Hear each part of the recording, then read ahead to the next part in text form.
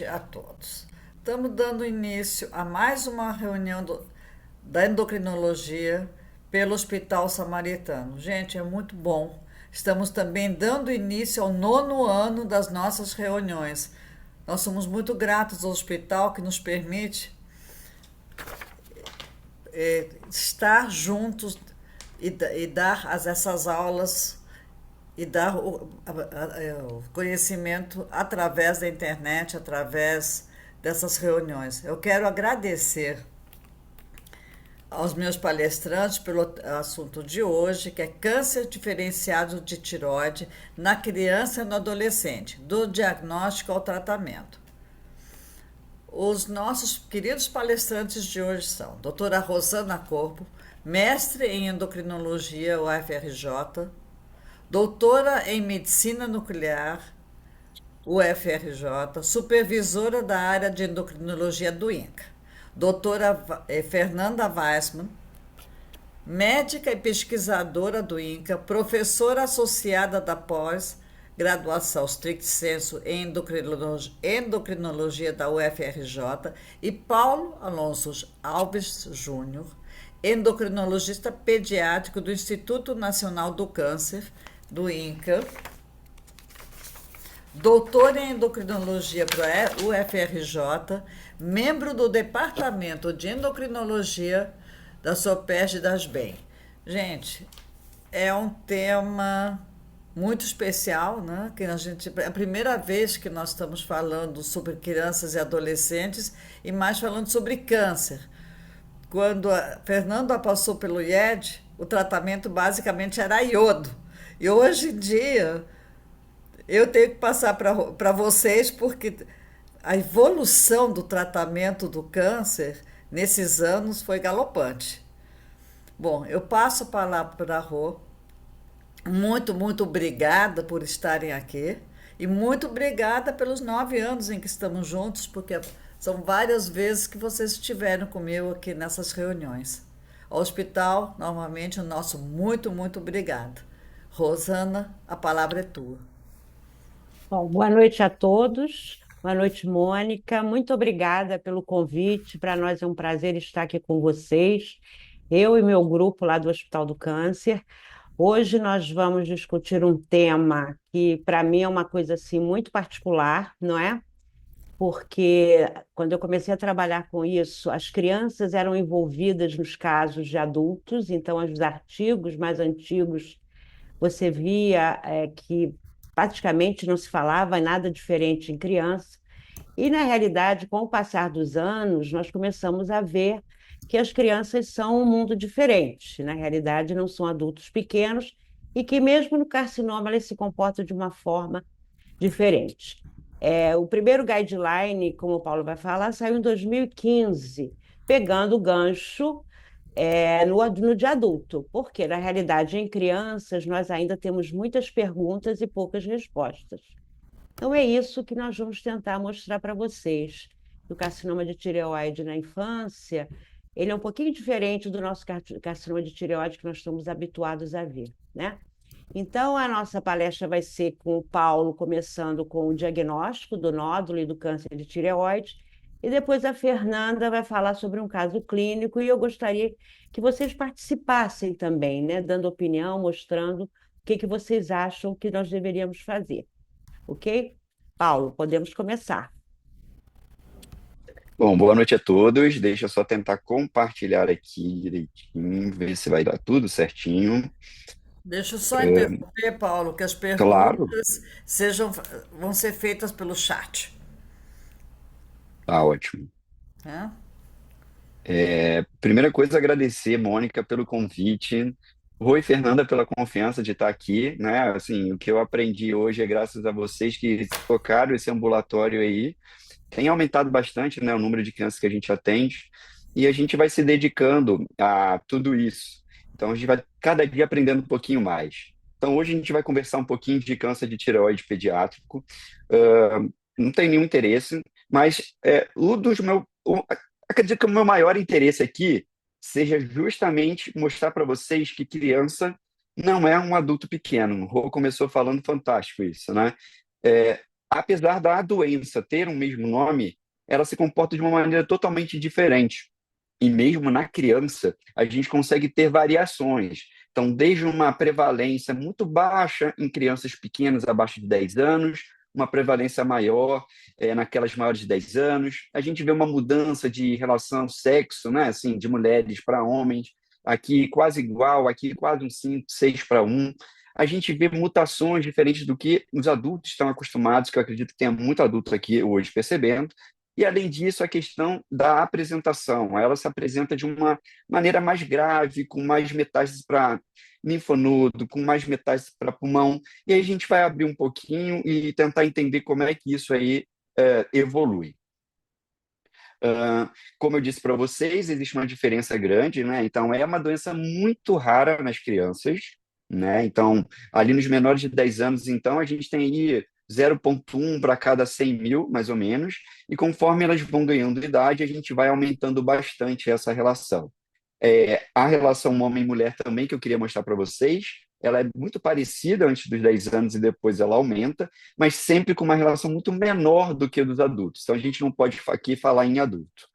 Então, é a oitava causa de câncer em crianças e a segunda causa de câncer em meninas entre 15 e 19 anos.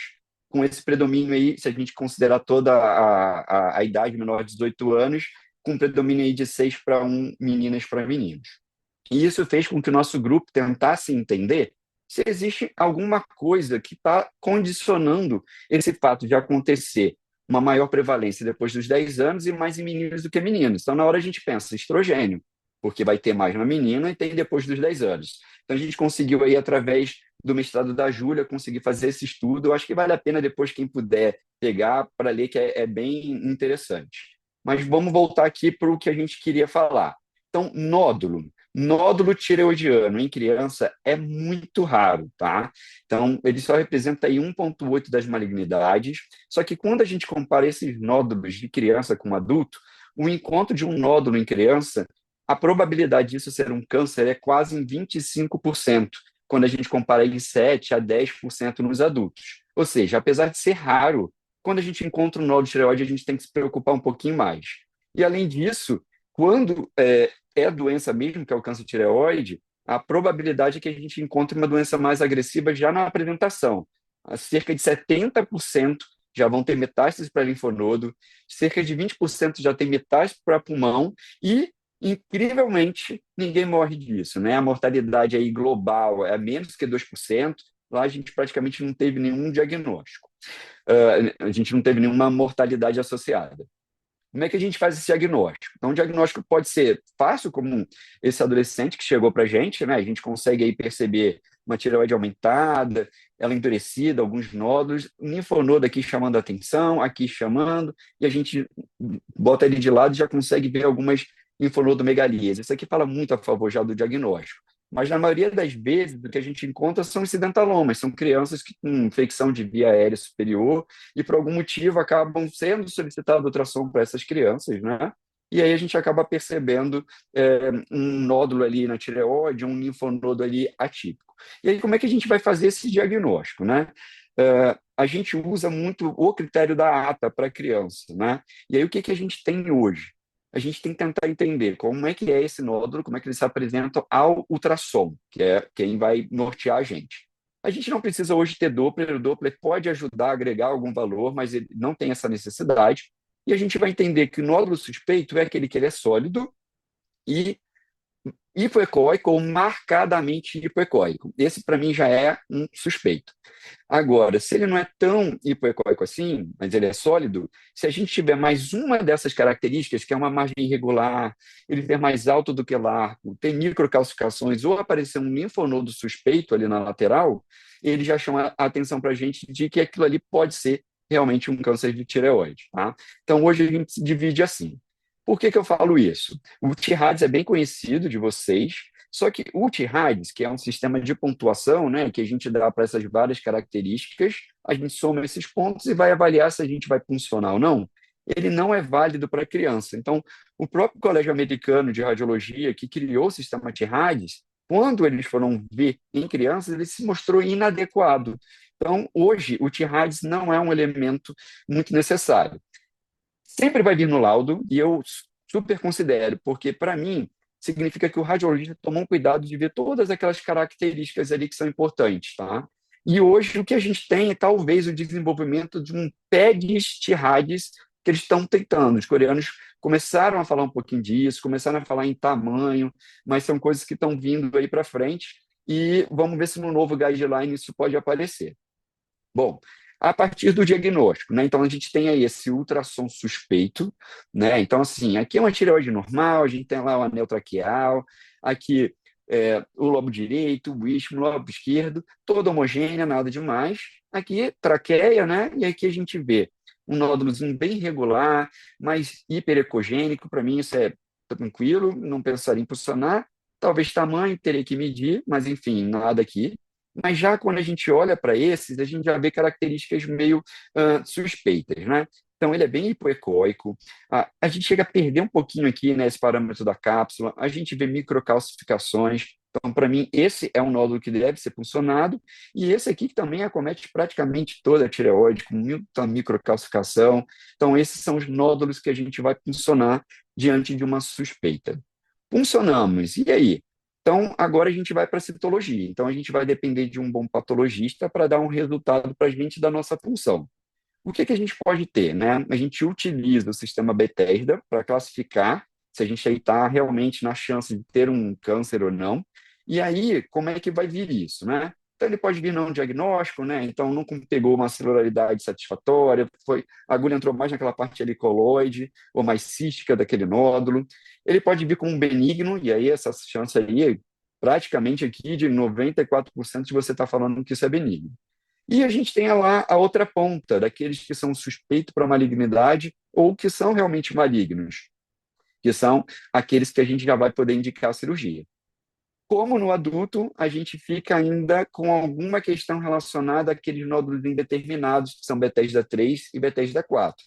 O que eu quero chamar a atenção para vocês aqui é essa diferença de comportamento do Bethesda, por exemplo, 4 em relação aos adultos. Então, a criança no Bethesda 4, ela tem muito mais chance de ser um câncer de tireoide quando comparado ao adulto, né? E no adulto, a gente pode fazer, né, os testes moleculares no 3 e 4 para tentar ajudar a diferenciar e ver se realmente é um câncer, mas esses testes eles ainda não são validados na pediatria. Então, alguns já conseguem entender as questões das fusões, dessas alterações moleculares, mas a gente ainda não tem algo validado. Então, no guideline, que é o de 2015, que é o único que a gente tem, o americano, a gente tem um de 2022, que é o europeu, muito baseado nesse americano, e a gente não tem mais nenhum outro guideline para nortear a gente. Esse de 2015, ele sugere que no 3 e no 4, a gente leve esse paciente direto para a lobectomia. Tá? Então, ele não falaria ali naquele momento em teste molecular, justamente por essa chance aqui maior de uma malignidade. Como eu estava falando para vocês, existem muitas alterações moleculares que vão levar ao desenvolvimento desse câncer. No adulto, é bem conhecido o BRAF, né? Só que na criança isso não é tão comum. Então, quando a gente vai olhar para as crianças, as fusões predominam mais. Então, RET-PTC conta bastante nisso. As fusões N-TRK com diversos genes. E o BRAF começa a aparecer aqui de maneira pontual, geralmente em adolescentes ali acima de 15 anos. Eles parecem muito com os adultos jovens. A gente consegue encontrar BRAF, mas geralmente até muita infusão com outros genes. E dependendo desse gene, ele leva a alguma maior agressividade. Então, a gente tem um trabalho aqui do Bauer, que é alguém que ajudou a construir o guideline, e ele consegue mostrar justamente isso. Se a gente tivesse essa noção da alteração molecular, talvez a gente entendesse do comportamento desse paciente. Então, o que ele mostra para a gente? Que aqueles pacientes que tinham fusão de RET, N-TRK e ALK, eles têm uma grande probabilidade de doença mais agressiva, de metástase à distância. E aqueles que eram BRAF, existe essa chance, mas ela é muito menor. E aí, como eu estou falando para vocês que essas são mutações mais de crianças menores de 10 anos, a gente começa a entender que talvez crianças menores de 10 tenham um comportamento diferente de adolescentes e adultos jovens, tá? Então, são coisas aí que depois a gente pode conversar com calma. Bom, mas então vamos lá, né? A gente fez um ultrassom, a gente viu uma suspeição, a gente fez a PAF, essa PAF deu um 5 ou um 6, e aí a gente tem que indicar a cirurgia, então, como um tratamento para esse câncer que a gente está diagnosticando.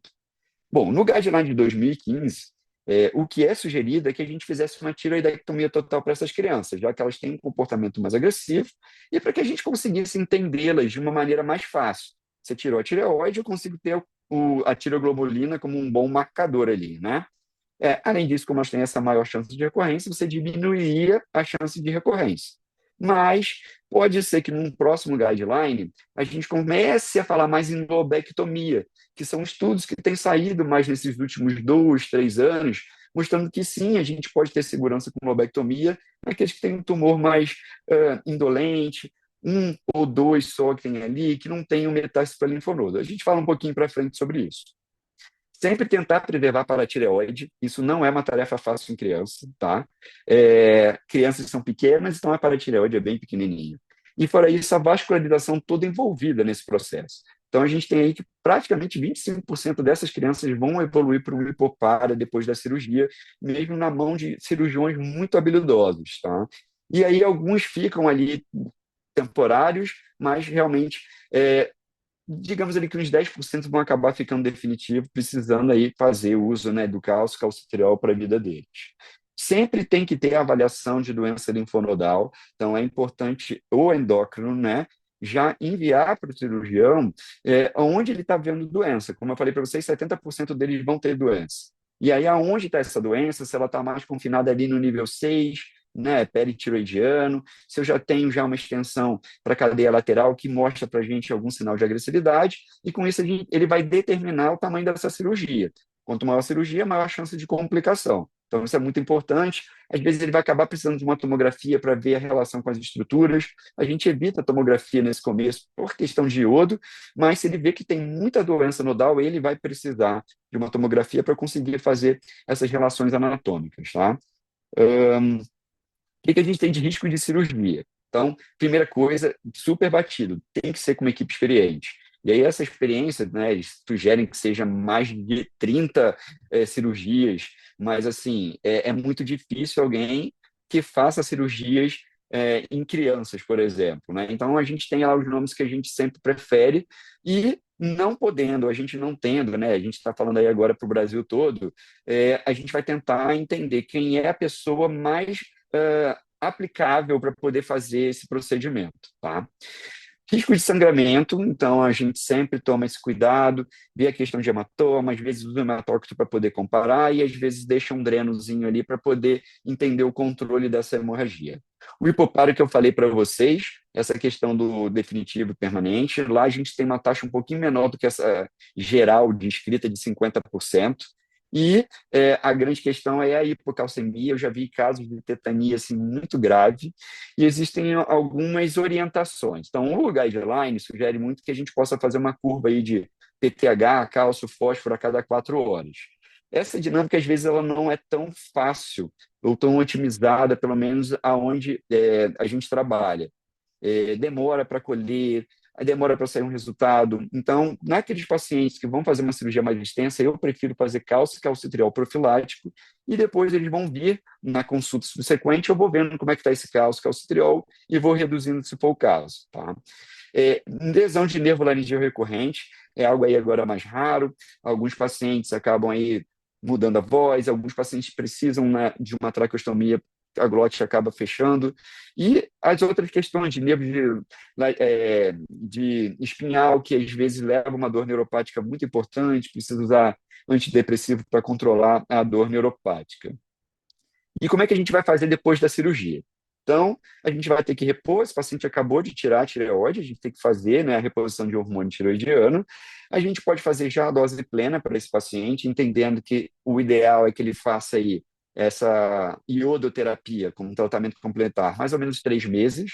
Mas se você tiver uma dinâmica em que você consiga, com uma família mais preparada, fazer em 1 mês esse iodo logo depois, não tem problema, a gente pode fazer uma dose intermediária para que esse paciente não fique com sintomas de hipotireoidismo e que a gente consiga suspender e ele ficar preparado rápido para receber o iodo aí nessas próximas 1, 2 semanas, se a gente conseguir uma agenda de iodo. Se não é uma agenda tão fácil, você não pode falar sobre isso. E o calcitriol, como eu falei para vocês, né, eu uso de maneira profilática, eu não fico fazendo curva, porque eu não espero as tetanias horrorosas que eu já vi, então eu prefiro seguir com cálcio e calcitriol. Bom, fiz a cirurgia, agora eu preciso entender que doença é essa que está ali na minha frente, né? Então aqui a ideia era a gente falar mais dos diferenciados, que podem ser o papilífero e o folicular. Anaplásico não tem muito em criança. A gente tem, sim, uma série de carcinomas medulares, apesar de ser raros, às vezes ligado à neoplasia endócrina, principalmente tipo 2B, que é os casos que a gente hoje em dia acompanha, e alguns até já fazendo droga-alvo. E também já pegamos aí algum caso de linfoma, alguma metástase por ali. Mas hoje a ideia, o foco realmente é nesse diagnóstico do diferenciado, tá? Bom, pegamos, o patologista agora vai tentar ajudar a gente a interpretar onde que a gente está.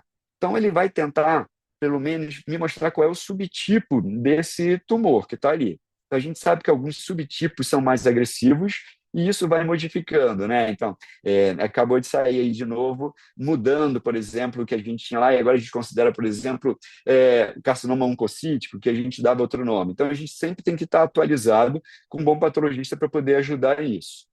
E por que que eu falo isso?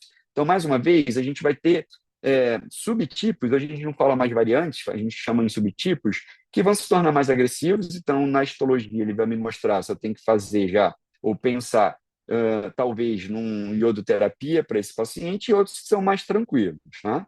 E lembrando das outras questões, como eu falei para vocês, 70% vai ter metástase para linfonodo. Então, o que que a gente precisa ver desses linfonodos? Quantos foram acometidos pela doença?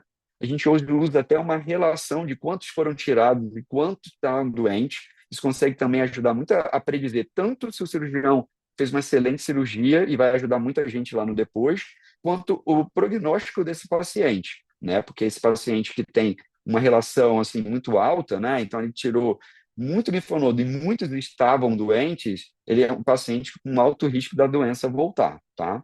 E a questão da metástase, que a gente vai entender aqui um pouquinho como é que a gente vai procurar por metástase.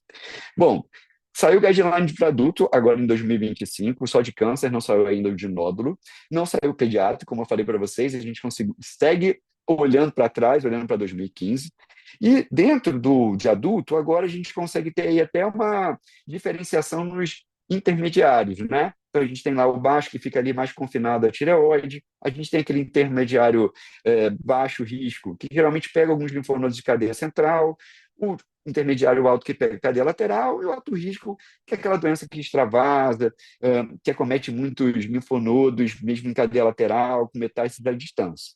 Em criança, a gente ainda não consegue usar isso, tá? Então, a gente ainda segue uma questão do baixo, intermediário e alto. E quando eu falo no estadiamento, eu falo em risco da doença voltar. Eu não estou falando aqui em mortalidade, porque a mortalidade, como eu mostrei para vocês, é menor que 2%, é zero. Vai. Então, assim, a gente não está falando aqui em morte, a gente está falando qual é a chance dessa doença voltar, tá? E aí, o que que eu vou precisar? Então, entender quanto de linfonodo foi envolvido nisso, se tinha invasão extratiroidiana ou não, se tinha metástase à distância. E com isso eu vou pensar como é que eu vou tratar esse paciente. Se eu posso observar ou se eu tenho que fazer algo a mais, tá? Como é que a gente faz isso? Bom, então o que que é o baixo risco? O baixo risco é aquele paciente que só tinha doença na tireoide. Então, ele encontrou ali e não tinha linfonodo acometido, ou na hora que tirou a tireoide, saíram alguns linfonodos, poucos, e que tinham doença. Então, geralmente é uma doença muito pequenininha, né? Aí menor que 0,3 centímetros, com menos do que 5 linfonodos, a gente pode considerar ele ainda no baixo risco. O risco intermediário é daquele paciente que tem ou muita doença no nível central, então mais que 5 linfonodos acometidos, ou que tenha poucos linfonodos acometidos em cadeia lateral. Então, esse a gente ainda pode considerar um risco intermediário. E no alto risco é aquele doente que tem uma doença, né, um câncer de tireoide que extravasou a tireoide, começou a pegar musculatura por trás, ou que já tem muitos linfonodos de cadeia lateral, ou aquele que já tem a metástase à distância que a gente acabou diagnosticando. Tá? Então, algo que eu também esqueci de falar, a gente lá no começo sempre pede radiografia de tórax, porque é muito comum a gente já conseguir fazer um diagnóstico de metástase pulmonar lá atrás, ainda durante os primeiros exames, porque ela é muito evidente, se parece geralmente como se fosse uma tuberculose miliar. Isso já chama atenção, já mostra para a gente a gravidade, mesmo antes de fazer uma cirurgia. Bom, Diante a cirurgia, a gente vai classificar pelo sistema TNM, né? E aí a gente usa aí se é maior que 2 centímetros, se é maior que 4 centímetros, você está acometendo estruturas para trás, perto ali da tireoide, ou muito mais lá para trás. E a questão dos linfonodos, está acometido ou não está acometido, e que linfonodos são esses? São os do nível 6, peritiroidianos, ou se eles já são já em cadeia lateral, ou aqui até mesmo submentonianos. Então, isso vai mostrando para a gente a questão dessa gravidade de doença que a gente pode encontrar. E o M de metástase, se a gente tem essa metástase à distância ou não, já ali ao diagnóstico. Então, isso daqui é do guideline, a gente não necessariamente utiliza ele, mas o que ele sugere? Que depois da cirurgia, você avalie os pacientes através de uma pesquisa de corpo inteiro com iodo, uma baixa dose, então aqui é um 2 miliquiris, para procurar por metástase, e olhe para a tireoglobulina estimulada desses pacientes. Então, se ele não tem captação em lugar nenhum, você olharia para a tireoglobulina estimulada e, dependendo do valor dela, indica iodo ou não. Então, aquela menor que 2 não indica, na 2 você pode e, com certeza, acima de 10 você vai indicar. Naqueles que tiveram metástase à distância, vão para iodo, e aqueles que têm ainda acometimento cervical, você tem que avaliar se não vale a pena reabordar cirurgicamente, talvez esvaziar, para depois a gente pensar em fazer algum tratamento com iodo. Porque se a gente ainda tem muita doença aí, um, o linfonodo não gosta muito de iodo, né? E acaba que a gente não consegue tratar. E segundo, a gente acaba dividindo a dose por muita doença. Então é melhor a gente ter menos doença que consiga captar mais iodo. Então, isso é o ideal. Isso não é muito a nossa rotina, a gente não entende o PCI diagnóstico como uma ferramenta muito útil, porque a tiroglobulina é super sensível e, como eu mostrei para vocês, aqueles pacientes que têm linfonodos acometidos em cadeia lateral já mostram para mim um alto risco. Então, eu não dependo muito do PCI para poder indicar o iodo para eles. A gente tem um artigo até sobre isso, mostrando que quando a gente foi ver o PCI diagnóstico, que é esse feito, igual que eu estou mostrando para vocês, com o PCI depois do tratamento, houve uma discordância entre os pacientes que estavam negativos nessa PCI diagnóstica, mas que apareceram positivos quando eu resolvi fazer a dose, porque eles tinham, por exemplo, uma tiroglobulina acima de 10. Então, a gente lá não usa muito. Se sair o guideline novo, estou torcendo para que eles consigam tirar essa história de PCI diagnóstico aí da jogada. Bom, então, além disso, eu vou olhar para a tireoglobulina. Então, a tireoglobulina é o marcador da tireoide. Se eu tirei a tireoide, eu tenho uma tireoglobulina aumentada, eu devo ter doença em algum lugar e a gente vai procurar por ela. Só que a gente tem que ter alguns cuidados. Dosar essa tireoglobulina logo depois da cirurgia não é válido, né? A gente vai acabar lançando muita tireoglobulina para dentro da corrente sanguínea e a gente vai dosar errado. Então, é sugerido que a gente faça essa avaliação com 3 meses depois da cirurgia, tá? Além disso, a gente tem que tomar muito cuidado, principalmente nas comparações. Primeiro, 25% das crianças produzem anticorpo anti-tireoglobulina. Então, isso vai acabar mascarando a nossa tireoglobulina, porque o anticorpo vai grudar nela, e na hora da máquina ler, ela leva uma tireoglobulina baixa, mas o anticorpo está alto. Então, não existe a possibilidade de olhar para a tireoglobulina e não olhar para o anticorpo. Sempre com o anticorpo. E um outro fato é, a tireoglobulina é influenciada pelo TSH. Então, quando eu quiser depois fazer comparações de tireoglobulina, tem que estar sempre sobre o mesmo efeito de TSH.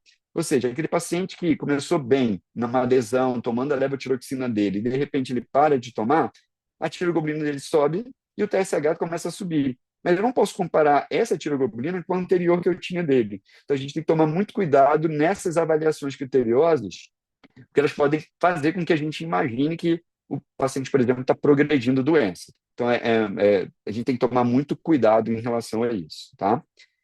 De iodoterapia. Então, a doutora Rossana, assim, é muito, muito experiente em relação a isso, né? Então, a gente vai indicar essa iodoterapia para aqueles pacientes que ficaram estadiados no risco intermediário e no alto de recorrência. A gente precisa fazer todo um preparo, e esse preparo com crianças não é fácil. Então, tem que lembrar que, além da criança, vai ter que ter um adulto ali junto com ela lá no quarto terapêutico. A gente precisa que um TSH esteja acima de 30 para que tenha uma avidez boa por esse iodo. E em criança, a gente teria que suspender o hormônio tiroidiano por 15 dias a um mês. Mas é uma criança que está frequentando escola, que precisa crescer, que precisa se desenvolver, e é muito difícil fazer isso. A gente tem um artifício que poderia ser o uso do TSH recombinante, de forma que a gente não precisa suspender essa levotiroxina e usaria o TSH recombinante 1 e 2 dias antes dele receber o iodo.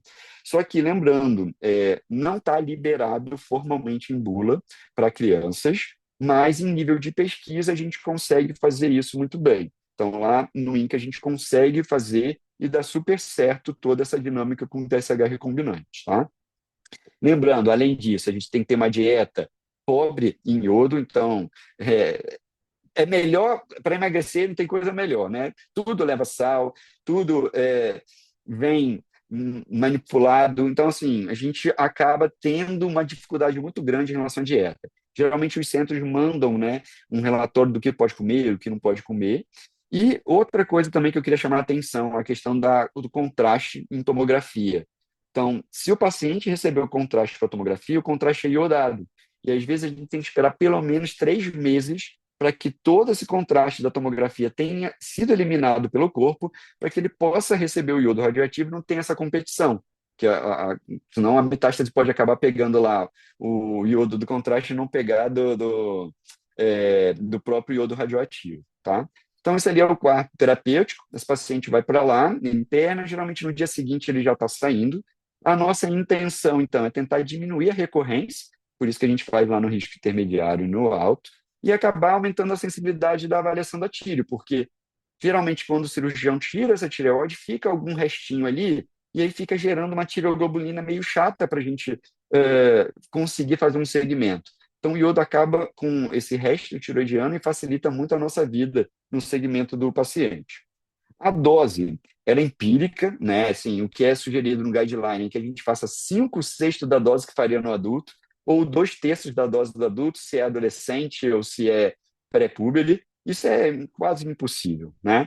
A gente pode fazer por dosimetria também, mas o que a gente faz hoje em dia é muito uma mesa redonda, tenta discutir o que a gente tem, qual é aquele paciente que está na nossa frente, quais são as condições da família, se pode voltar, se não pode voltar, para poder chegar a uma conclusão. E aí a gente pensa, né, aqueles pacientes mais de alto risco, talvez 150 mg seja uma boa dose, aqueles que só com doença linfonodal, talvez 100, aqueles que estão bem, com uma tireoide baixa, talvez nem precisem fazer, talvez a gente postergue um pouco de iodo, a gente pode falar um pouco lá para frente, tá? E sempre, né, depois que ele recebeu o iodo, ele vai fazer uma pesquisa de corpo inteiro, aí tem vários protocolos, mas aí eles sugerem aqui 3 a 5 dias depois, para rastrear o corpo que agora está com uma dose alta de iodo, e agora sim eu consigo enxergar essas metástases, porque elas vão ser ávidas por esse iodo e ele vai aparecer lá na imagem para a gente. E aí eu consigo agora identificar é, essas metástases, né? E estadiamento. Bom, a gente tem uma questão hoje bem consolidada para adulto, que é a resposta dinâmica. Então, depois que a gente fez todo esse tratamento com iodo, a gente consegue perceber se esse paciente tem evidência de doença, se ele só tem a questão de um laboratório, ou se ele tem uma doença estrutural à distância, né?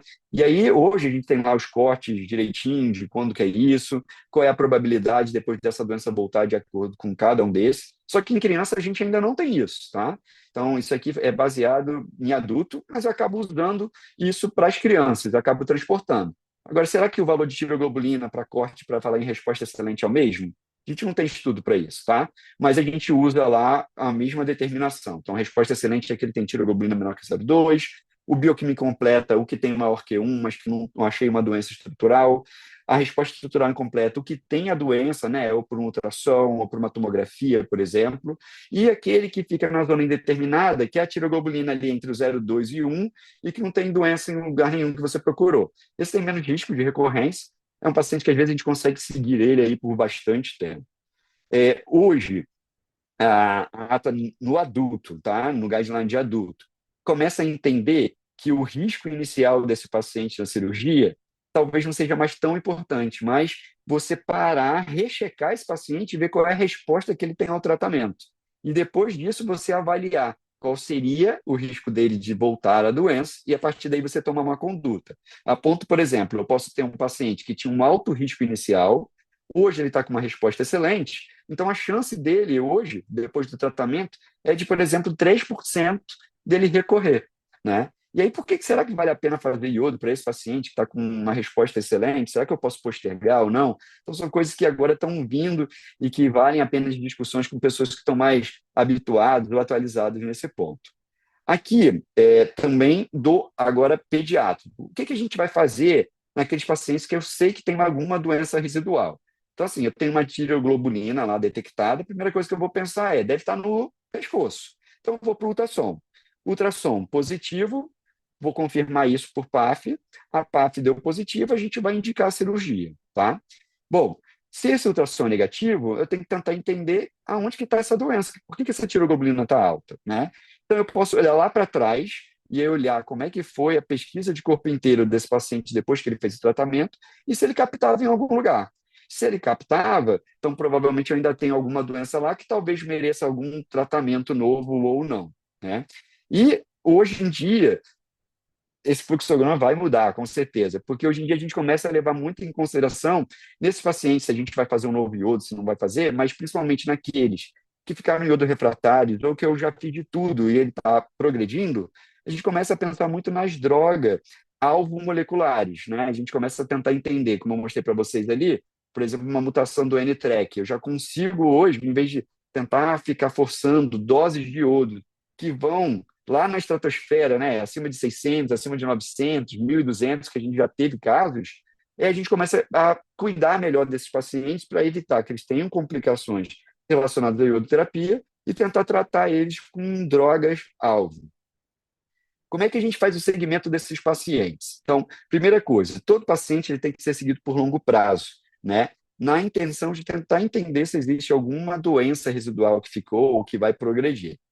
Existem relatos na literatura de recorrência 20, 30 anos depois do diagnóstico. Então, até fizeram uma pergunta no EBT semana passada, se quando dar alta para esses pacientes. Então, a ideia é, não vamos dar alta, a gente vai ficar com eles, a gente vai transitar eles para o adulto, e aí a Fernanda é minha parceira nisso, a gente passa, e eu fico segurando a mão, eu gosto de falar isso. Ele vai lá na consulta com a Fernanda, eu fico segurando a mão do paciente, aí depois eu solto na segunda, terceira consulta para que ele consiga entender que ele agora é um adulto, que ele vai fazer esse segmento. Ultrassons seriados de 6 em 6 meses, em um ano, é algo que a gente não usa tanto. Tiroglobulina é bem sensível, eu falei para vocês, e criança tem muita doença linfonodal, muita doença reativa. Então, ficar pedindo ultrassom, vai pegar um linfonodo ali estranho, vai acabar funcionando, vai vir determinado, ficar sem saber se é ou não, e vai acabar indo para a cirurgia, e é uma cirurgia branca, não tinha nada. Então, eu prefiro usar a tiroglobulina como um bom marcador aí para gente. PCI, tiroglobulina estimulada, muito menos, né? A gente vai acabar usando isso daqui na ideia de quando se a gente entender que tem que fazer um retratamento, paciente que progrediu, que tinha uma captação, e a gente vai avaliar, e cada vez a gente vem usando menos essa questão de repetir o iodo. Por que isso? Então, esse é um trabalho super interessante, também feito agora no mestrado da Marise, que mostrou a queda do hormônio antimileriano de acordo com o aumento de números de doses de pacientes que fizeram o HIT, a iodoterapia. Então, a gente tem que cuidar disso, não é para ficar fazendo iodo agora o tempo todo, né? A gente está aprendendo com o passar dos anos que está na hora da gente ser mais cauteloso, tá? Bom, e aí aqui é um plus. Eu tive um acesso a alguns draftzinhos, eu vou passar para vocês de maneira bem rápida o que deve vir no guideline. Eu estou na esperança dele sair em 2026. Na verdade, eu estava na esperança dele sair em 24, não saiu, em 25 não saiu, e eu estou na esperança dele sair em 26. E aí, o que a gente vai ter aí que vai aparecer para a gente? De escalonamento, então a gente vai começar a tratar menos os pacientes, principalmente aqueles de baixo risco. Nódulo de tireoide, a gente vai começar a usar a citologia, análise molecular, para definir qual é a cirurgia que a gente vai fazer. Se a gente pode fazer lobectomia ou tiro total. Lobectomia começa agora a aparecer, então era sempre tiro total, a gente começa a ver lobectomia. Linfadenectomia profilática, e isso aqui, mais uma vez, vai estar relacionado também a questões de análise molecular ou a citologia. E a estratificação de risco dinâmica, que só existe para adulto, parece que vai aparecer para as crianças agora, tá? Então, isso aqui é um draftzinho de conduta nos nódulos. Então, só puxando aqui para baixo, né? Aquele que tem lá uma função tiroidiana normal, fez ultrassom, a gente primeiro vai olhar para o linfonodo. Se ele tem um linfonodo suspeito, a gente vai funcionar tanto o nódulo quanto o linfonodo e vai fazer a avaliação de tireoglobulina no aspirado desse linfonodo, tá? Mas olhando para o nódulo, como eu falei para vocês, primeira coisa, entender se ele é sólido ou se ele é cístico. Naqueles que são sólidos e hipoecóico, a gente já vai funcionar. Antigamente, para criança, a gente começava a pensar que não existia um tamanho, porque como crianças pequenas, o tireoide acaba sendo pequenininha, gente começava a não definir tanto um tamanho. Nesse, parece que no guideline vai começar a aparecer uma questão de tamanho aí para gente, e aí ele sugere que quando ele é sólido, ele é hipoecóico e tem mais características de suspeição, a gente vai poder fazer a PAF mesmo em nódulos de 0,5 centímetro, tá? E aí, características de suspeição são as mesmas que eu falei: margem irregular, microcalcificação, mais alto que largo, extensão extratiroidiana. Então, isso aqui é só uma ideia aí do que a gente tem agora para nódulo tiroidiano. No cístico, não precisamos, tá? Não precisa fazer PAF. E aí, aqui, quando ele fica ali nessa questão do misto, a gente vai ver o quanto de misto ele tem. Então, se ele é cístico, aí ele considera que, né, mais do que 25%, aí a gente vai avaliar e fazer PAF só em nódulos maiores, tá? Isso aqui é algo que eu estava mostrando para vocês. A gente vai começar a usar a citologia lá, mais o teste molecular. E aí, dependendo do tipo de fusão, por exemplo, como eu falei para vocês do N-TREC, que são associadas a um pior prognóstico, a gente pode indicar, por exemplo, tiroidectomia total. E se ele não tiver essas mutações, ou aí alguma mutação mais tranquila, talvez a gente já possa levar para a lobectomia, né? Então, isso aqui ajuda bastante, porque antes a gente não tinha isso. E aí é essa a ideia. Então, a gente começa agora a integrar ultrassom, citologia e análise molecular. Então, naqueles, né, que tinham margens tranquilas, não tinha extravasamento, que eram Bethesda 3 ou 4, que tinham esse tipo de mutação, eles vão acabar entrando num baixo risco, e a gente pode usar a lobectomia sem indicação de iodo. Agora, naqueles que a gente já tem alguma coisa a mais, aí, dependendo da alteração molecular, ou a gente já vai levar eles aí para uma tiroidectomia total com dissecção de linfonodos, já pensando numa neoadjuvância, se a gente não puder fazer uma cirurgia. Então, isso aqui está bem legal e deve entrar nesse próximo guideline. E aqui também é baseado no Bethesda. O que, que vai mudar? Então, mais uma vez, a entrada de um teste molecular como opcional. E aí, dependendo do resultado dele, a gente vai considerar se a gente vai fazer a lobectomia, que eu já falei para vocês, né, por exemplo, ou se a gente pode fazer uma tiro total, e dependendo do achado, se ele tinha lá extensão extratiroidiana, se ele era só um N1A, então só pegava linfonodo ali central, ou se ele já pega um N1B, se a gente pode fazer uma dissecção profilática ali central ipsilateral, ou se a gente vai fazer uma dissecção bilateral, tá? Então, essa aqui é uma ideia aí do que deve vir aí para frente. E aí é o que eu mostrei para vocês. Então, agora a gente vai começar a ter uma estratificação de risco dinâmica que a gente não tinha para crianças. A minha grande questão são os valores, né? Assim, mais uma vez, estão sendo baseados de adulto, o guideline pediátrico ele é baseado no adulto, e aí a gente acaba tendo valores aqui que não sei se são os mais corretos, mas pelo menos agora a gente tem um guia. A outra questão é o alvo de TSH. No adulto, a gente acabou de liberar esse eixo, e nas crianças a gente manteve. Lembrando, criança, né, tem que ir para a escola e aprender, tá? Tem que crescer, tem toda a questão do desenvolvimento puberal, e será que essa supressão traz algum risco? Então, são estudos que não existem, e aí a gente acaba pensando aqui mais na doença do que essas complicações da criança, do desenvolvimento normal. Mas aí, então, assim, só respondendo, o que, que vem por aí? Primeira coisa, a conduta sempre vai ser baseada no paciente e na família. E as dissecções central profilática ou esvaziamento cervical, a gente vai precisar começar a olhar para isso. Mas a gente vai começar a poder fazer uma vigilância, talvez, naqueles nódulos ali de baixo risco. Lobectomia entrando com uma possibilidade de cirurgia.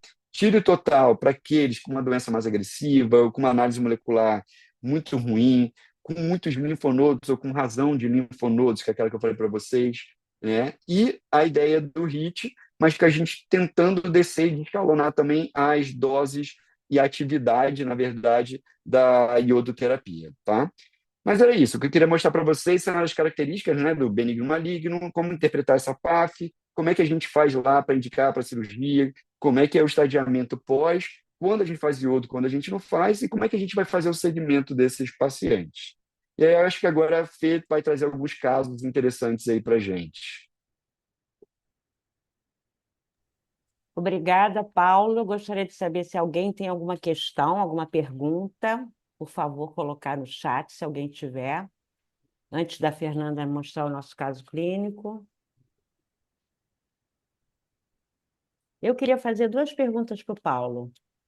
Paulo, primeiro, a gente sabe que quando o adulto, né, tem um carcinoma de tireoide, principalmente se ele não é de baixo risco, ele se preocupa com os filhos. Você tem alguma recomendação recomendação, você acha que deve-se fazer alguma recomendação, por exemplo, a uma moça que tem uma filha de 4, 5 anos, né? Que a mãe teve câncer de tireoide, essa criança precisa. Isso é uma pergunta que todo adulto faz que tem filho, né? E eu acho que isso é importante para todos, porque é uma visão prática da coisa, né? Você acha que vale a pena? Tem indicação, por exemplo, de fazer ultrassom, de não fazer ultrassom? Como é que a gente conduz isso? Tá. Então, a primeira coisa é separar os medulares dos não medulares, dos diferenciados, né? Então, a Estou gente aqui falando não dos está falando de um diferenciados. perfeito. Sim. Então, assim, é óbvio que dá um medo muito grande, né? Quando a gente recebe um diagnóstico desse, a gente quer saber de toda a nossa prole. Então, primeira coisa, é muito raro a síndrome genética passada, assim, de geração em geração dos carcinomas. Segundo, ficar fazendo esse rastreio com ultrassom em criança, que geralmente é cheia de adenomegalia, vai acabar confundindo a gente, levando a gente aí para situações de parto inapropriadas e às vezes até cirurgias que não deveriam estar sendo feitas. Mas o mais importante, acabei de falar para vocês, quando aparece, aparece de maneira agressiva e a mortalidade é zero. Então, não faria Você nada acha por que essa não vale a criança, pena? não. Tá. Não, eu tenho certeza, na verdade, que não vale a pena eu rastrear a criança Investigar. filha de alguém que teve um diagnóstico. A não ser que a gente tenha um histórico familiar muito importante. Aí sim a gente cai lá numa outra questão, que são as síndromes familiares, tá? Mas nesse caso aí, não. Tá. Outra pergunta que eu queria fazer, antes de dar a pergunta da Gabi, que a Gabi fez uma pergunta aqui no chat, é o seguinte: o que que você fala para o pai e à mãe que tem uma filha pré-púbere em relação à gestação, que a gente sabe que também que é uma preocupação, né? Desenvolvimento puberal, se o iodo vai trazer algum problema, se vai ter algum malefício nessa questão de desenvolvimento, né? Porque isso é a coisa mais importante que tem para uma mãe, é que o filho, apesar de ter tido uma doença, se desenvolva normalmente. E qual é a orientação que você dá, vamos dizer assim, a explicação, enfim, a orientação que você dá para uma mãe que tem uma criança com câncer de tireoide, que teve que talvez fazer iodo, que é a grande Tá bom. maioria, né? Como é que você Tá. faz, Paulo? Perfeito. Então, assim, a primeira coisa, dentro dos estudos, Fernanda fez também um estudo sobre isso, não existe essa questão de uma alteração, tanto lá em desenvolvimento, quanto uma questão de fertilidade futura, tá? Apesar daquele antimileriano ali descendo, a gente não tem alterações assim maiores. Então, a gente consegue entendê-las com um desenvolvimento perfeito. A grande questão é que tem que tomar remédio, né? E criança não gosta muito de tomar remédio. Então, se ela está em hipotireoidismo, ela não vai conseguir se desenvolver, não vai conseguir entrar em puberdade, né? Então, isso é um fato. Agora, a questão da fertilidade com o iodo. Então, hoje, cada vez mais a gente entende que se a gente conseguir ser mais conservador dentro das atividades, das doses terapêuticas, e usá-las com sabedoria e na hora apropriada, a gente consegue minimizar isso. É óbvio que isso não é um papo tão fácil, né? A gente tem que reservar um tempo, a gente chama lá de conversa difícil, né?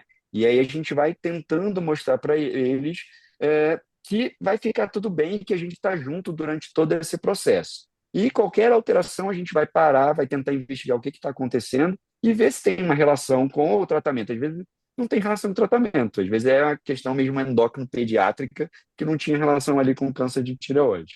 Não sei se eu te respondi, Rô. Eu acho que eu dei uma misturada Respondeu. aí. Não, Tá. mas eu entendi. Não podemos explicar todo o desenvolvimento, isso é uma coisa questionável, né? Por exemplo, a criança às vezes não se desenvolve, pensou em tudo, mas muitas vezes ela tem uma outra condição pediátrica, né? Isso. Onde Ou subiu não o está hormônio de tomando crescimento, hormônio ou não tiroidiano. está hormônio, que é muito comum, né? Porque a mãe não dá, a criança não toma, isso é um problema que nós temos.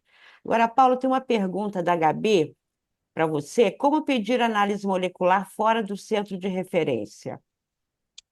Eu falo nessa história, né, de a gente está falando para o Brasil todo. Aí a gente começa a falar desses estudos e parece que é tudo tão fácil de pedir análise molecular, né? Não é fácil. Na verdade, o que você vai precisar é, entender quais são os polos que conseguem fazer essa análise. Algumas indústrias farmacêuticas conseguem, às vezes, entrar com.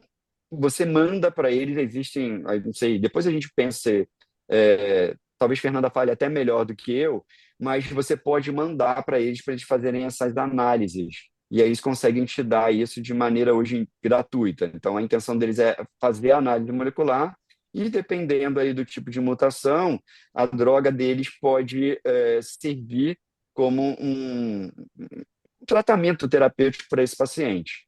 Senão, você vai ter que ir para os polos, ou para os centros de pesquisas universitários, ou procurar laboratórios que consigam. Só que aí é isso, né? Tem que perguntar se dentro desses painéis, se eles contemplam as mutações pediátricas, se eles contemplam as fusões, por exemplo, né? Então, a gente tem que tomar esse cuidado aí, realmente, de quando a gente pedir e aonde a gente vai pedir. Não sei se a Fê quer falar logo disso, Fê, de testes que possam ser feitos aí por indústria que está aberta hoje em dia. Posso falar, na verdade, assim, acho que tem duas coisas, né? A primeira pergunta, a primeira coisa que você comentou é a questão do teste molecular para esclarecimento diagnóstico de funções indeterminadas, né? Seja prognóstico, isso. Essa, na verdade, a gente não tem. Não existe esse teste ainda, né? Uhum. Então, a gente não tem no Brasil nem no mundo testes moleculares, painéis moleculares que sirvam para Bethesda 3 e 4 que contemplem nódulos de criança. Os que a gente tem no Brasil não atendem isso por enquanto, né? Existem estudos de validação na população pediátrica, mas que ainda são muito incipientes para a gente confiar. Então, eu, na minha prática, não confio nesses testes, né? Então, eu não peço teste molecular para Bethesda 3 e 4 em criança, né? Eu acho que Paulo colocou muito bem a questão da ata, né? A alta probabilidade de câncer já num nódulo, por exemplo, marcadamente hipoecóico, versus a baixa probabilidade num nódulo misto, que tenha em torno de 25% de cistos, mas que não tenha grandes coisas. Então, acho que isso também a gente não tem.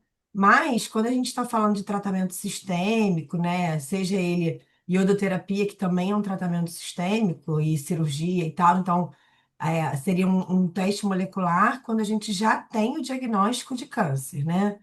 E aí a gente está procurando, na verdade, aquelas mutações que a gente chama de acionáveis, né? Que são mutações em que a gente tem drogas indexadas para elas. Aí é mais fácil, porque aí realmente a gente tem muitos testes disponíveis, né, na oncologia, que também servem para tireoide, painéis muito amplos, outros mais restritos. E hoje a gente tem o programa da Lilly, né, que chama Diagnóstico Correto, e a gente tem o programa da Novartis também, né? Então você envia e eles de graça do consultório mesmo, e eles te dão o resultado, porque eles têm drogas para esses alvos que a gente está procurando, né? Dá trabalho, porque o paciente tem que pegar o material onde ele operou e entregar para você, então quem faz isso é o médico. Ele assina um termo de consentimento e tal, e o resultado vem para o médico e você passa para o paciente. Então, assim, para casos esporádicos é fácil, quando é uma coisa, né, de larga escala, realmente fica inviável você ter 200 mil blocos, lâminas e tal no seu consultório para você ficar enviando. Mas acho que é importante fazer essa diferenciação, né, Paulo? Se a gente está Sim, falando de do diagnóstico, diagnóstico ou prognóstico. a gente está falando de perfil molecular de câncer, de um câncer já conhecido, né? São testes Sim, completamente diferentes. sim. Paulo, tem uma outra pergunta. Eu não sei, não está dando para ver o nome. PF. Gostaria de discutir a evolução de um caso de uma paciente de 17 anos e 11 meses, tumor papilífero com doença restrita à tireoide, que vem evoluindo com elevação do TSH, com boa adesão ao tratamento, mas que elevou de 0,12 para 3,6, com anticorpo negativo e tireoglobulina, que está hoje em 0,3, flutuou nos últimos 3 meses. Está em uso de GLP-1. Poderia estar havendo alteração de valores tiroidianos para alteração na absorção do hormônio tiroidiano desse Tá. adolescente?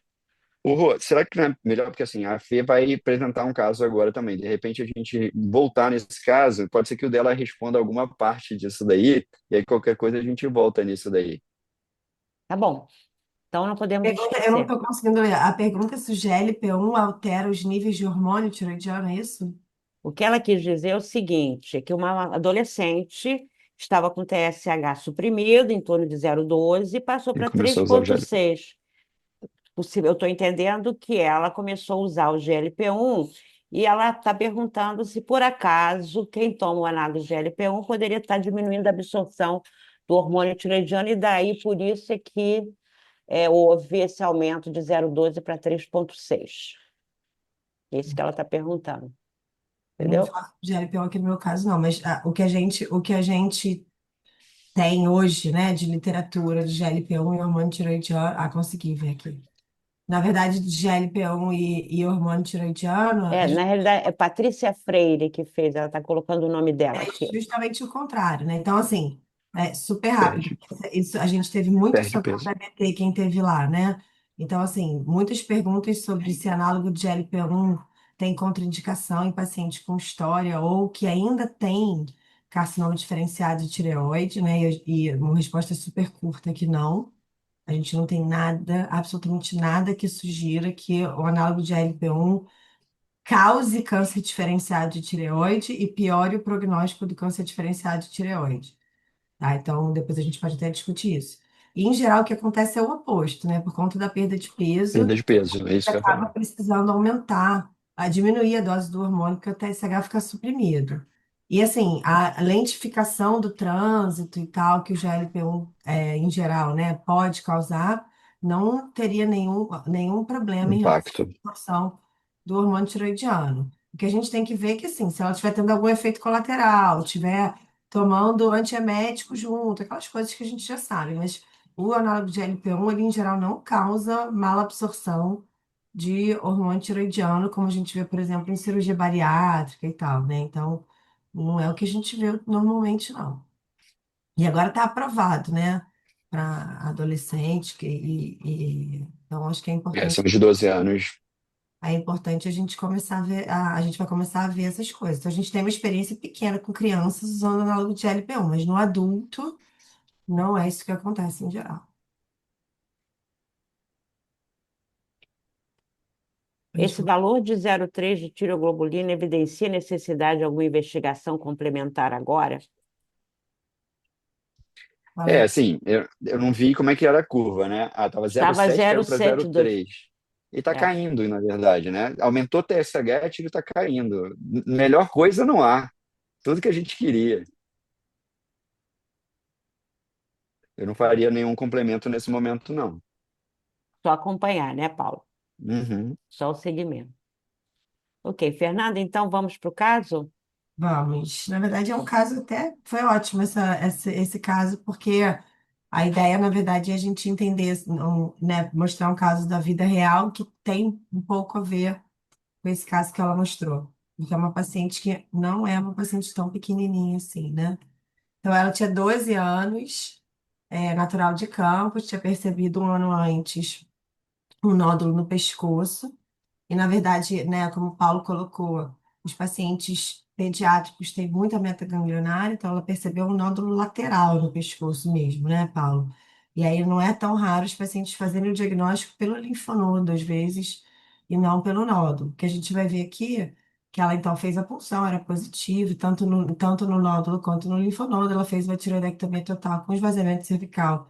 Lá em 2014, né? Então, eu brinco com os residentes que na era pré-guideline de adulto, de criança, né, porque o guideline de 2009 era muito geral, assim, né, o guideline de 2015 veio dar uma sacudida em muita coisa. Mas, enfim, vocês vão ver que a doutora Rossana já tinha uma visão além do seu tempo e já fazia muitas coisas naquela época que hoje são preconizadas. E aí, na verdade, era um papilífero de 1,8 por 1,3 por 1,3, de 1,4 por 1,3, com extensão para tecido adiposo e muscular extratiroidiano. Tinham 9 linfonodos positivos, 5 no compartimento central, 4 no compartimento lateral. E aí, nessa época, a gente tinha sorte, né, dos patologistas lá do INCA já serem bastante detalhistas e detalharem para a gente que tinha extensão extranodal, que a gente pode depois falar um pouco sobre isso. Aqui a gente não tem no histopatológico original o tamanho do linfonodo, infelizmente, né? Na verdade, ele fala um bloco de linfonodo. Mas na ultrassonografia, esse linfonodo media uns 2 centímetros. E aí, de repente, o Paulo podia só dar uma rapidinha aqui pra gente. Se essa daqui você acha que é uma paciente de alto risco, risco intermediário, baixo risco, baseado no que a gente tem antigo, né? A gente não tem grandes diferenças, mas para entender como é que a gente vai raciocinar daqui para frente. Perfeito, feito. Então, assim, a gente tem aí, na verdade, um câncer que está extravasando, né, pelo que eu entendi, a glândula tireoide, e além disso, acometimento de cadeia linfonodal, não só central, pelo que eu estou entendendo, eu acho que é lateral também, é isso? Isso, central e Então, lateral. A então, gente não tem a é, razão de linfonodos também, né? Que, né, vida real, é isso aí, é assim que a gente recebe, né? a gente não tem aquela radiografia lá que eu falei, não, né, Não tem, dela, né? que às vezes dá uma ajudinha pra gente. Então assim, ela vai entrar muito no que eu mostrei ali para vocês, né, que é a maioria dos pacientes, já ali 70% com acometimento de linfonodo, já pegando cadeia lateral. Então, ou ela vai ficar aí num risco intermediário ou já num alto. Eu não vi quantos laterais acometeram, mas tem uma extensão extra aí que eu acho que vai acabar ajudando muito a entender ela para um alto risco para gente, tá? Mas ela tem ali extensão extranodal, eu acho que ela já começa a entrar em algo para alto risco para gente, para mais uma vez, alto risco para a doença voltar, tá? Show. Ela, então, já era uma 12 anos pós-puber e parrudinha, acabou tomando 150 miliqueris lá em 2015. Tinha um pós-dose positivo só na região cervical anterior, e tinha uma tiroglobulina estimulada, né? Na época ela fez em hipotiroidismo, uma tiroglobulina estimulada de 17,2 com anticorpos negativos. Ô, Rô, quando uma paciente dessa, né, se apresenta para você pela primeira vez para fazer iodoterapia, com todas aquelas questões aí que você colocou, né, a angústia dos pais, as questões todas, quando ela te pergunta assim, vem cá, doutora Rossana, nunca mais a minha filha vai precisar operar, ela vai ficar curada com essa iodoterapia, como é que vai ser o dia dela, assim, né, uma paciente que tinha já esse linfonodo extravasado, que o Paulo falou que provavelmente ela é de alto risco, como é que você aborda isso? Bom, na realidade, a primeira coisa que a gente aborda é que não há mortalidade, que é um grande problema dentro da pediatria, digamos assim, que os pais pensam que a criança vai morrer no dia seguinte. A primeira coisa é dizer que a mortalidade é baixa, porém é uma doença crônica, não é uma doença que ela tem que ser acompanhada por longo prazo, né? Eu andei fazendo uma pesquisa aí por conta das altas, tem escritos em casos pediátricos recorrentes com 46 anos após o diagnóstico, não é? Então, é uma doença crônica. Então, exemplifica com pressão alta, a gente faz um dia troca o remédio, um dia faz, enfim. E quanto a curar da doença, que não vai ser operada, uma doente que tem linfonodomegalia, com extravasamento estronodal, tem 9 linfonodos positivos, dificilmente esse esvaziamento foi completo. Então, pode ser que adiante alguma célula que não é vista hoje, isso mostra pela tiroglobulina que ainda está positiva, essa doente pode ser, tem que ser operada sim. Talvez não necessariamente agora, nem em curto prazo, mas talvez a longo prazo, dependendo da avaliação, ela tenha que ser operada sim.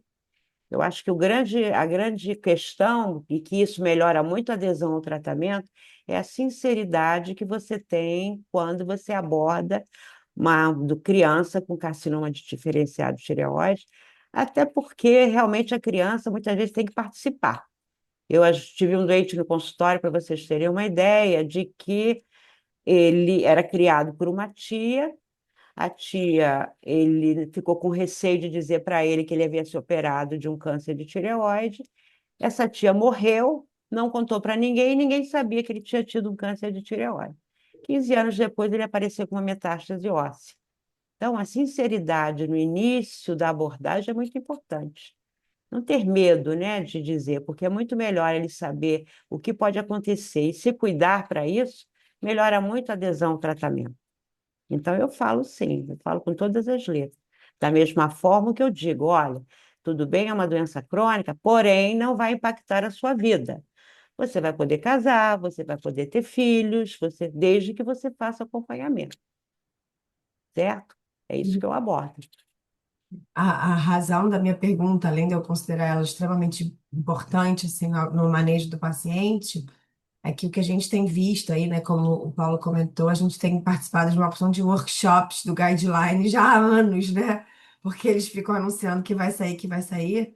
E, na verdade, assim como de adulto, de criança, também vem muito centrado nisso que você comentou, Rô, de você alinhar as expectativas do paciente, que isso faz toda a diferença na adesão ao tratamento e, por mais esquisito que isso possa parecer, em questionários de qualidade de vida também, né? Então, assim, o paciente fazer a iodoterapia ou a gente fazer a iodoterapia, na ideia de que depois disso aqui ele vai ficar curado e a gente nunca mais vai precisar falar sobre isso, como a chance disso acontecer é pequena, né? Infelizmente é pequena, já no primeiro momento ele tinha um montão de linfonodo, isso acaba gerando uma falsa expectativa de algo que jamais vai acontecer, e aquilo gera uma frustração muito grande.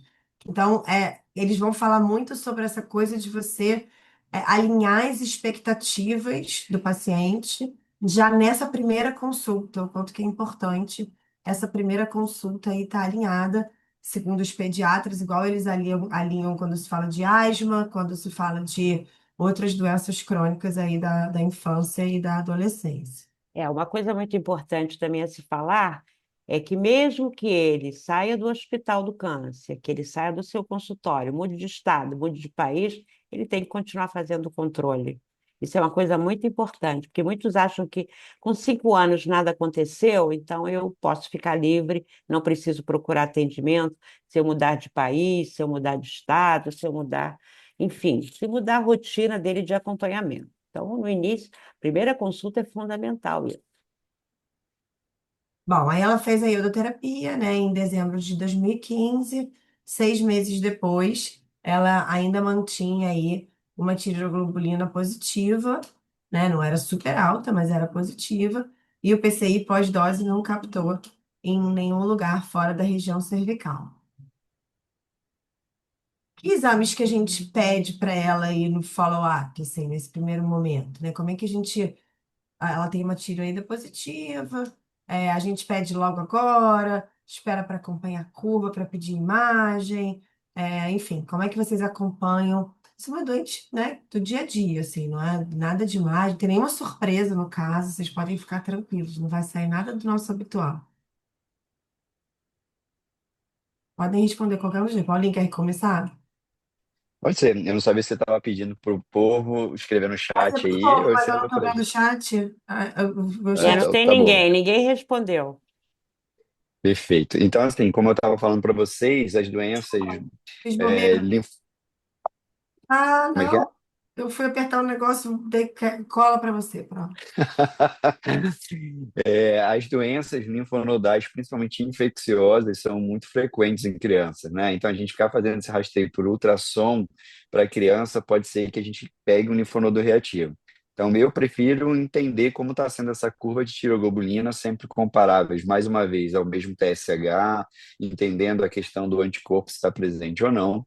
E se realmente eu estou começando a ver ali um valor mais aumentado, aí é o momento que eu começo a tentar entender qual é o exame de imagem que vai me ajudar melhor a tentar prever o que está acontecendo com essa paciente. Então, sempre vou pensar que provavelmente é pescoço.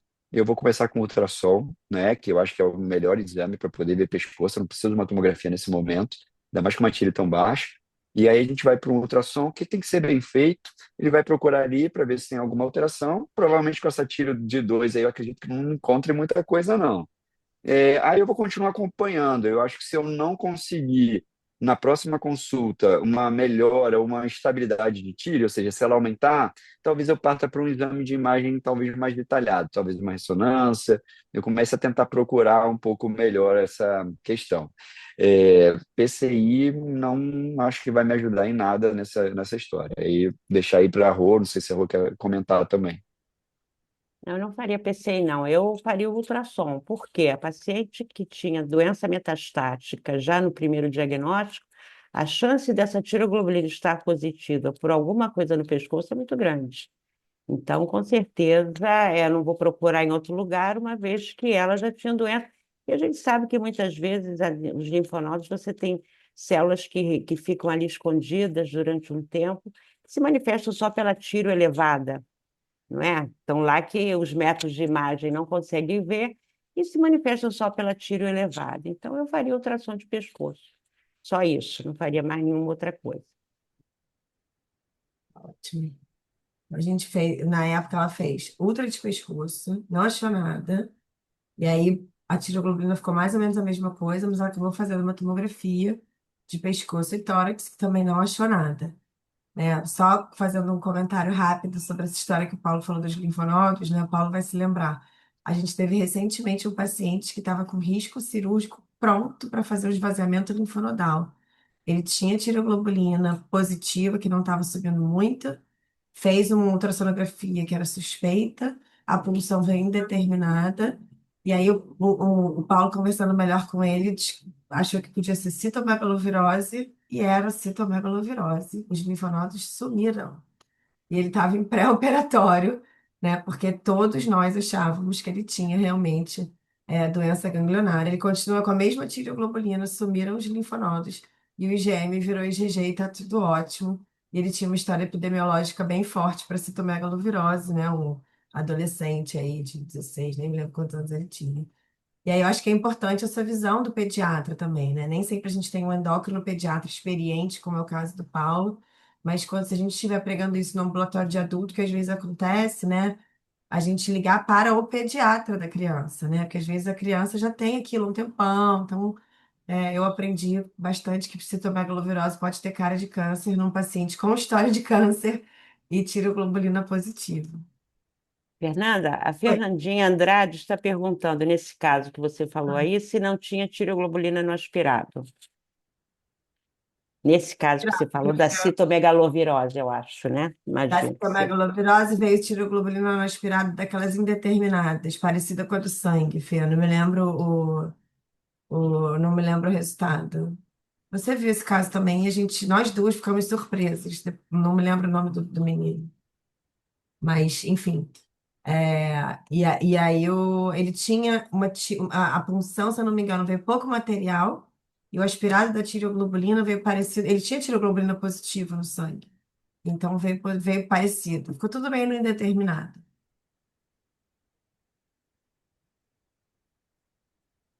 Mas pode seguir, Fernanda. Ela permaneceu então bem, né? Aqui nós estamos em 2015, só para lembrar vocês, 2015, 16, ela ficou bem. Acompanhando com a gente, nunca perdeu o acompanhamento, né? Vem com a gente de 6 em 6 meses, 8 em 8 e tal. Sempre com essa tireoglobulina oscilando entre 1,5 e 3,5. Nesse tempo mudou o kit, tá. E nunca mais a gente achou doença nenhuma. Quando aumentava um pouquinho, de vez em quando a gente pediu ultrassom, mas a gente nunca encontrou nada. Então ela ficou com essa resposta bioquímica incompleta. E aí, uma questão que eu acho que a gente discute muito no ambulatório, né, e que a gente vê com frequência, é essa coisa de todo. E aqui ela já não. Neste momento, ela já virou 22 anos, né? Ela tinha 12 anos em 2014, então ela já virou uma adulta senhora, né? Então, assim, mas o tumor dela continua sendo o tumor pediátrico lá que ela tinha lá atrás. E aí, uma dúvida que eu vejo que é frequente, né, é essa coisa de vir na consulta toda vez e a gente sai com tiroglobulina, ultrassom, tiroglobulina, ultrassom, tiroglobulina, ultrassom, tiroglobulina, ultrassom. Como é que vocês acham, e a gente não vai achar isso escrito em guideline nenhum, né? Por isso que eu acho que é importante a experiência prática de vocês. Quanto que a gente pede, né? Depois de tantos anos, ela não está curada, deve ter algum linfonodo escondido. A gente disse isso para ela no primeiro dia que ela veio na consulta. Olha, você não vai ficar curada, pode ser que tenha um linfonodo escondido. Ele está ali escondido, mas a gente não achou até agora, né? E aí eu queria ouvir de vocês, assim, na prática de vocês, o que que na consulta, nos exames, né, leva vocês a realmente pedir uma nova imagem depois de tanto tempo? Pode ser você errou primeiro, então, já que eu vou Bom, botar o primeiro antes. eu posso falar? Bom, Pode. então eu, na minha prática, faço o seguinte: se eu tenho uma tireoglobulina de 2, ultrassom negativo, eu só vou pedir outro ultrassom se essa tireoglobulina se modificar. Se ela não se modificar, mantendo o TSH normal, eu infiro que esse valor é semelhante ao ultrassom que a gente já tem. Se essa tiroglobulina apresentar uma curva ascendente, aí sim é que eu vou. Então, ela era 3, passou para 5, 4, eu acho que aí vale a pena uma imagem. Agora, é a mesma coisa que a gente faz com a tomografia. Se você tem uma tomografia que tem um nível negativa com uma tiro de 40, se essa tiro tiver 40, possivelmente a tomografia vai estar negativa. Não precisa pedir outra tomografia. Então, eu faço isso normalmente.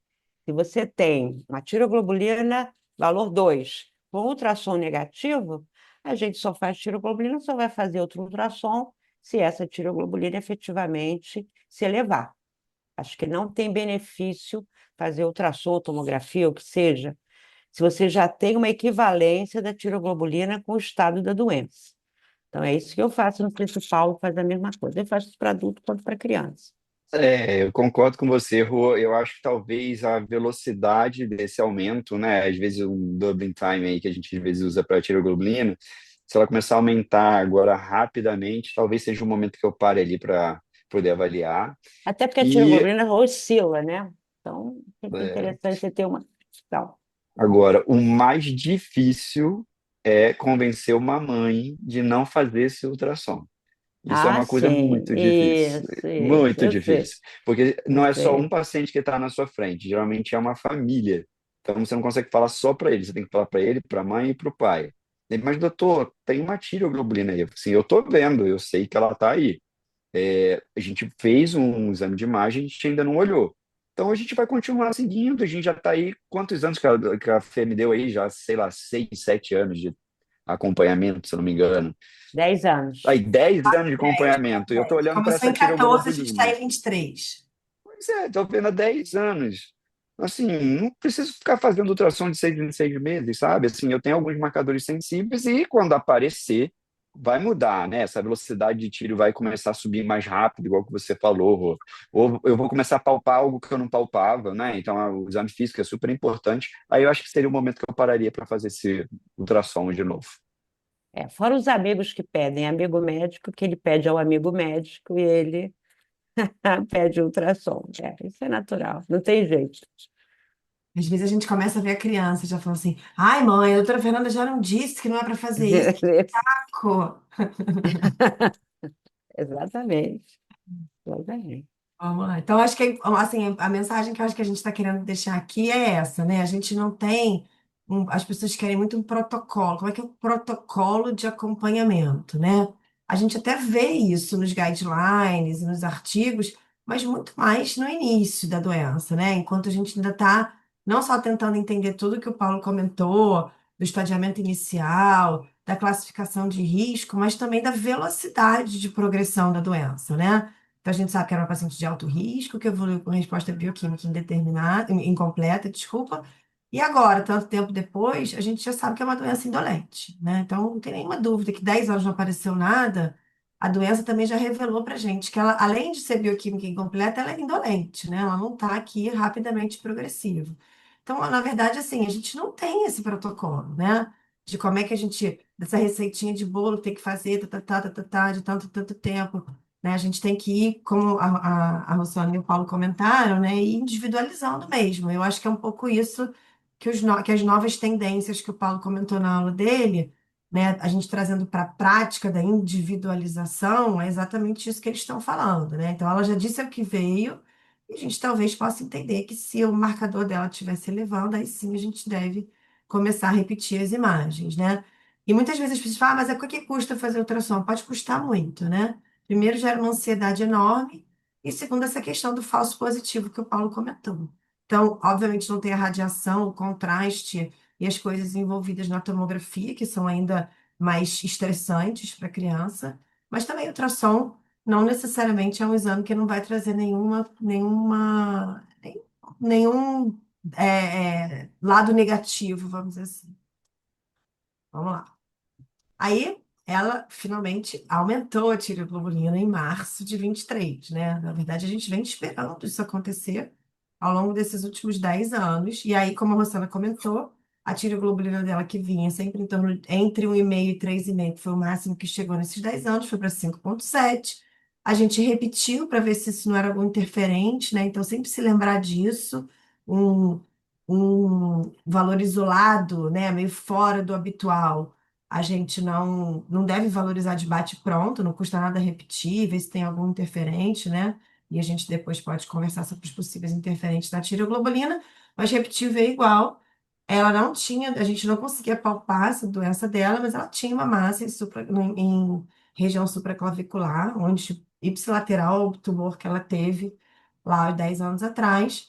Não era pequena, ela funcionou, veio positiva, e ela foi então para o esvaziamento cervical, tirou 5 linfonodos que eram positivos, de, se eu não me engano, 5 ressecados. Eu não botei aqui, mas todos que tirou eram positivos, né? E ela já tinha esvaziado esse lado, né? Então, na verdade, isso foi uma doença que não é uma recidiva, na verdade, né? Ela ficou persistindo com isso ao longo do tempo e que sobrou onde eles não mexeram quando ela tinha 12 anos de idade.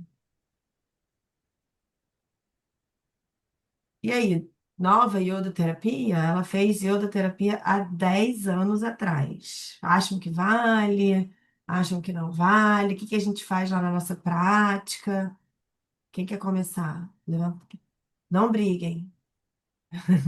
Eu falo e aí a Rô continua, porque acho que a Rô tem muito mais carga para poder falar sobre isso. Mas vamos lá. É um paciente jovem, né? A gente não sabe quantas vezes ela ainda vai recidivar. A gente lembra lá do diagnóstico inicial dela, que era um alto risco. Então, essa doença ainda vai voltar. A gente está tratando de linfonodo, que é algo que não gosta tanto de iodo assim. O paciente está super bem, uma tira meio baixa. Para que fazer iodo? Então, de cara, não, iodo não. Mas deixa a Rô completar aí. Eu também não faria, não. Eu acho que o iodo é o seguinte, isso dentro do que eu vejo, né? Ou ele resolve de primeira, a verdade é o que eu vejo, ou ele resolve de primeira, ou o doente vai evoluir para iodo-refratariedade. O que que aconteceu com essa menina? Ela tomou 150 miliquiri lá atrás. Em momento nenhum ela teve controle da doença, não é? Em momento nenhum ele teve uma tírio baixa. Eu acho que seria indicado o iodo nessa situação se a resposta dela lá atrás ao iodo radioativo tivesse sido melhor. Mas nós vimos que ela sempre ficou em bioquímica incompleta. Então, esse linfonodinho que foi tirado agora já existia lá atrás, escondido em algum lugar, e que o iodo não impediu que ele crescesse. Então, eu, particularmente, não faria. Pode até querer fazer para ter o critério de iodo-refratariedade, o PCI negativo, não sei o quê, mas eu acho que o PCI seria negativo. Não vejo indicação, não. Ótimo. Até porque você não faz tratamento, né? Não é? Não, Como ela não foi resolveu tratada lá por nós atrás. três, ela não fez. Ah, não Ela fez, foi então tá tratada certo. pela gente, ela não fez.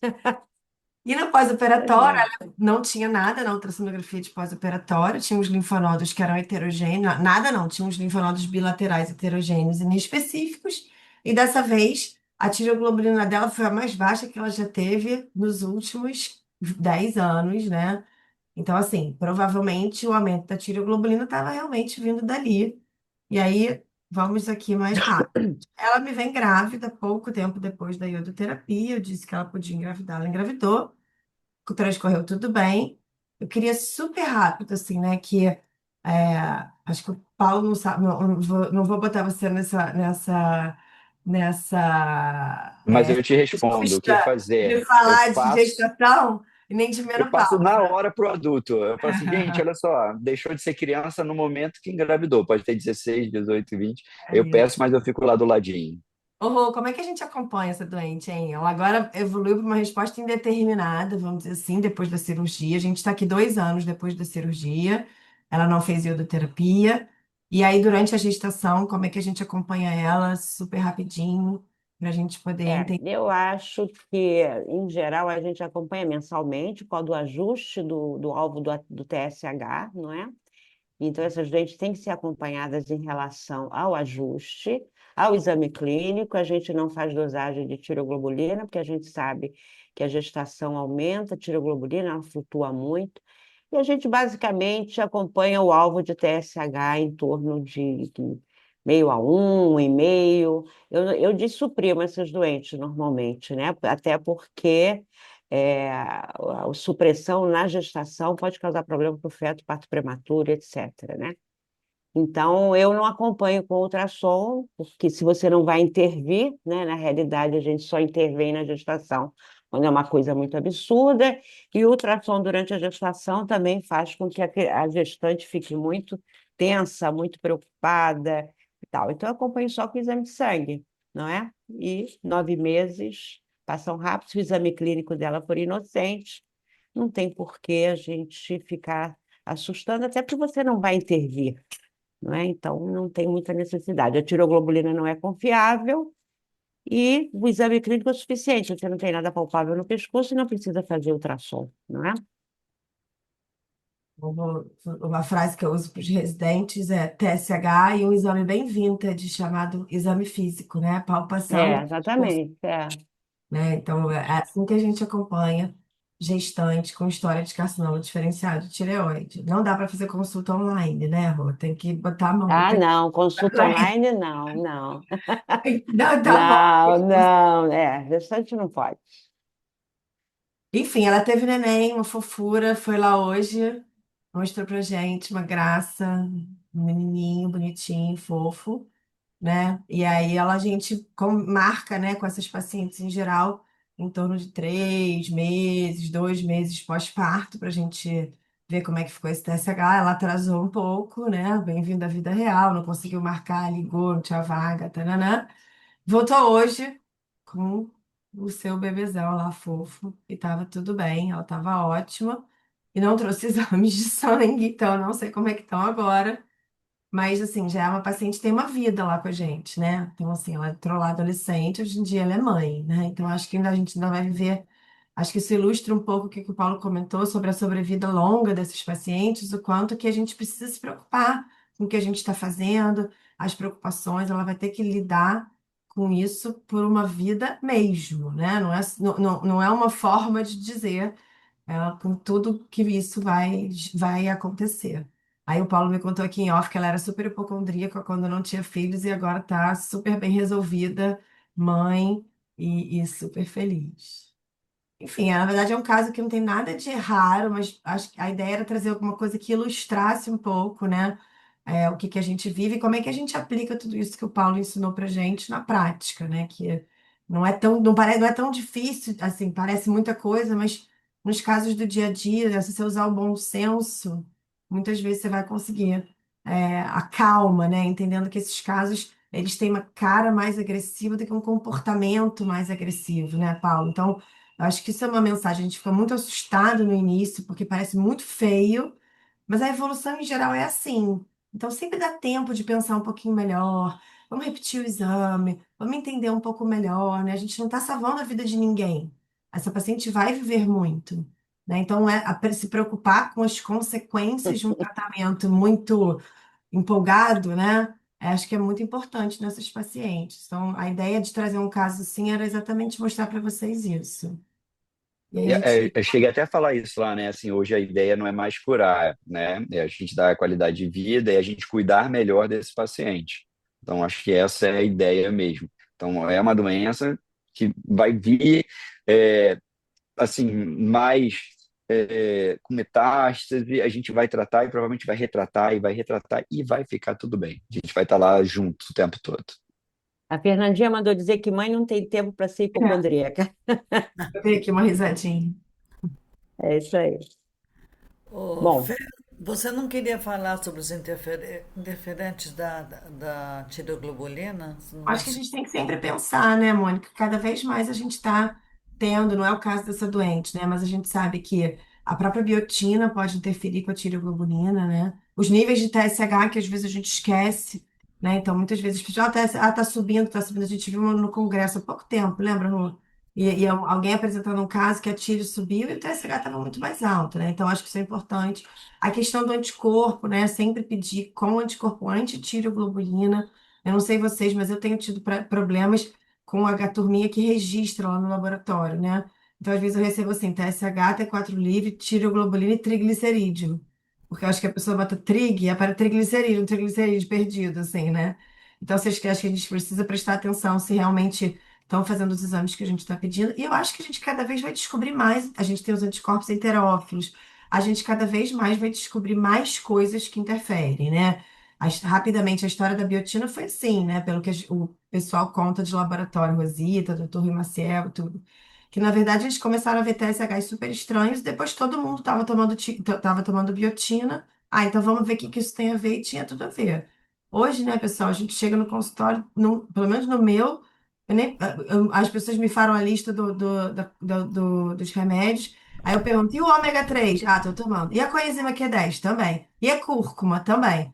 Então, assim, esse kit coenzima Q10, cúrcuma e ômega 3, está todo mundo tomando. Não sei o quanto isso, o paciente passou a tomar isso, né? Então, acho que a gente tem que, se a gente não está achando nada de imagem, uma tiroglobulina que não está combinando com o que a gente está vendo, acho que a gente precisa pensar nesses interferentes e outros que a gente não conhece. Fernanda, tem uma pergunta aqui do Paulo Silva. Uhum. Fernanda e Paulo, né? Doença de Graves ou Hashimoto, como doença de base, desenvolve carcinoma, poderia dar maior refratariedade ao iodo radioativo na população pediátrica? Acho que não. Olha, não, eu desconheço essa possibilidade, né? A gente sabe aí que essas doenças mais inflamatórias pode ter essa relação, né, de maior probabilidade de ter câncer, não quer dizer que vai ter todo mundo, mas em relação A à refratariedade refratariedade do de iodo iodo, não consigo pensar nisso, não. é uma característica do tumor, né? Não necessariamente da doença de base.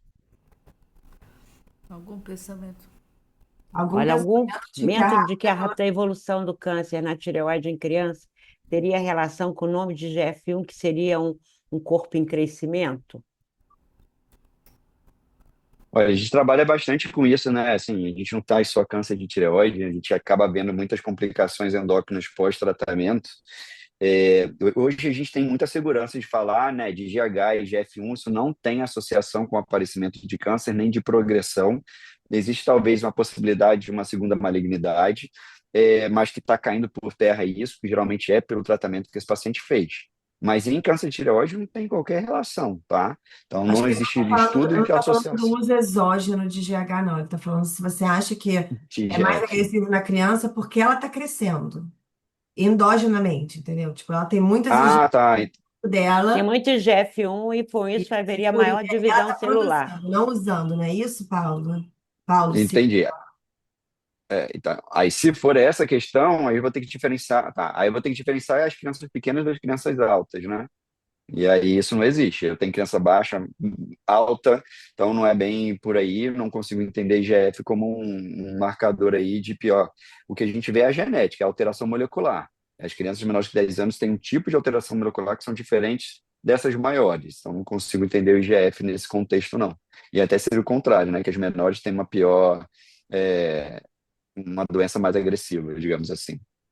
O que a gente pensa, assim, pensa do ponto de vista epidemiológico, mas a gente ainda não conseguiu provar, é o que o Paulo mostrou na aula dele em relação a talvez a influência de estrogênio, estresse oxidativo e tal, fazendo com que esses pacientes tenham cânceres menos agressivos depois da puberdade. Então, talvez tenha alguma relação com hormônios, né, que se chama do corpo em desenvolvimento, mas não a princípio, não com IGF-1, né, não com o crescimento longitudinal, sei lá. Mas a gente não sabe. Tem outra pergunta aqui, Fernanda. Mônica, no caso de doutora Fernanda, foi achada uma massa supraclavicular. Em que momento se pensou em fazer ultrassom desse local? Era visível? E se não fosse?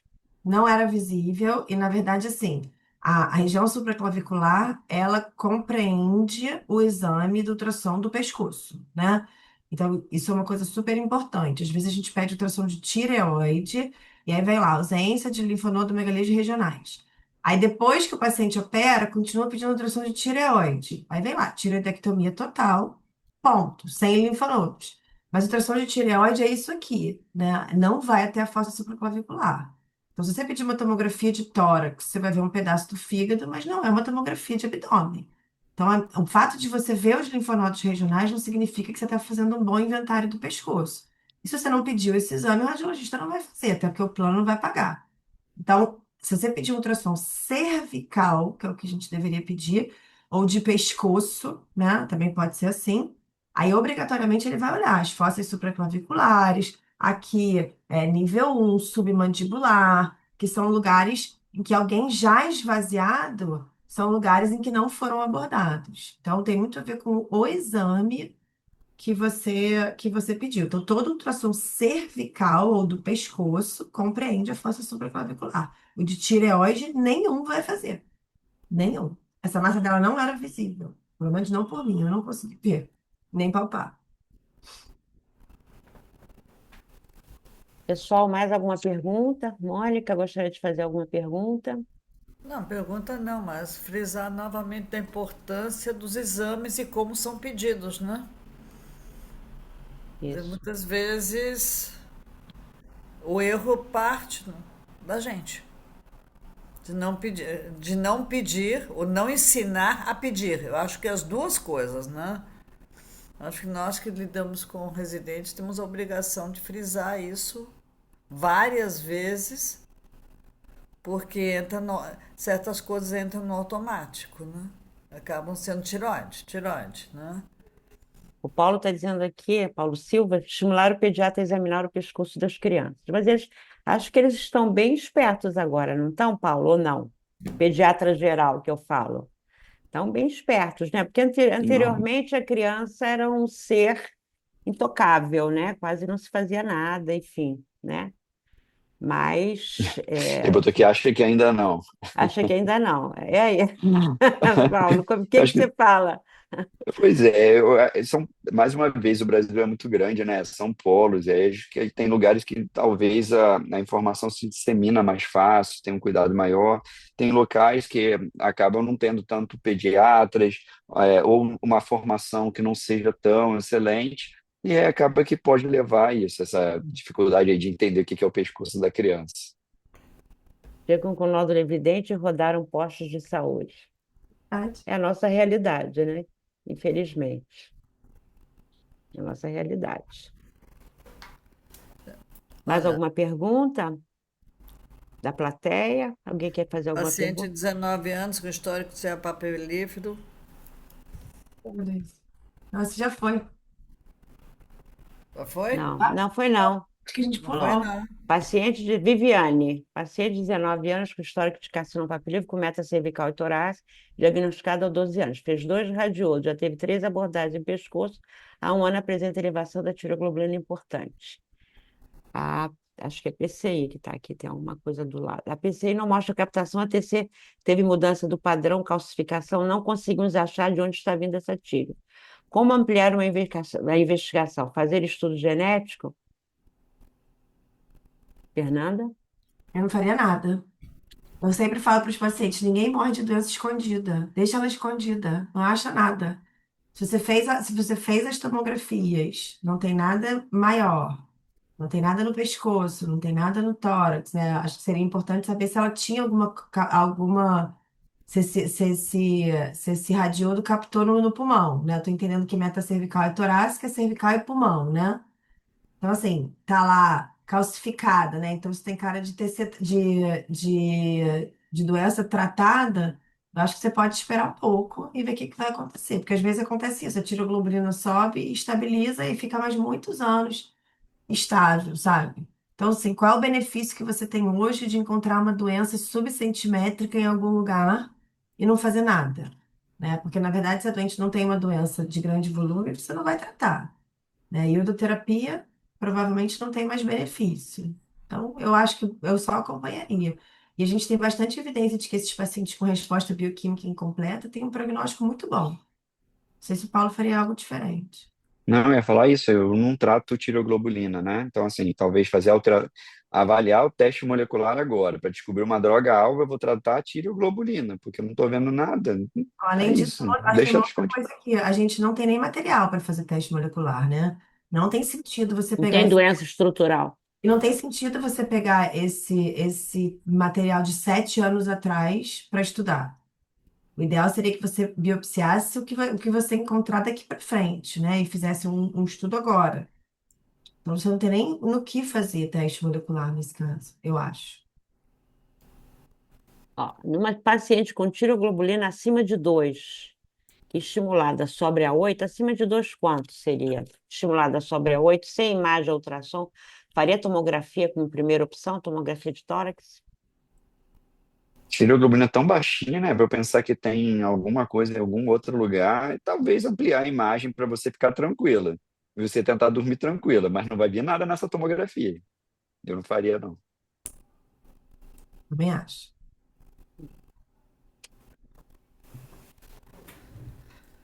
Eu gostaria que você. Bom, primeiro agradecer, porque foi uma sessão sensacional. Acho que, sabe, é um conhecimento novo, diria eu. Vocês estão trazendo